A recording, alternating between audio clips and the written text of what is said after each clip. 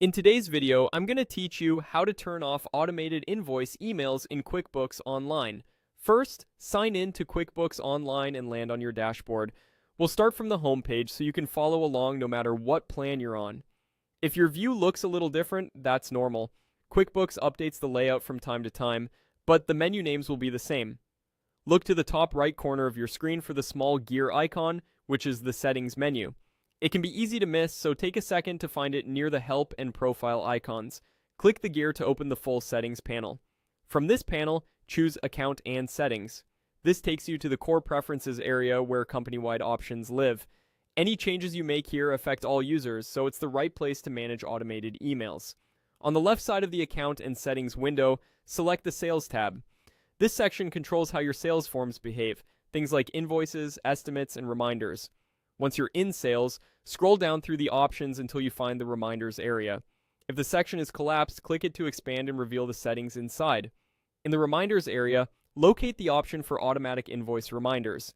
This is the feature that emails your customers automatically when an invoice is due or overdue. To turn off automated invoice emails for everyone, toggle this setting off so it's no longer enabled. When it's off, QuickBooks will stop sending those reminder emails on your behalf. This won't delete any invoices, and you can still send manual reminders whenever you choose. It simply stops the system from emailing customers automatically on a schedule. After switching the setting off, click Save within that section. Saving locks in your change. A quick tip: if you manage multiple browser tabs or work in an incognito window, give it a second to confirm the save message so you don't accidentally lose the update. When you're finished, click Done at the bottom of the Account and Settings window to exit and return to your dashboard. That closes the settings pane and applies the change across your company file.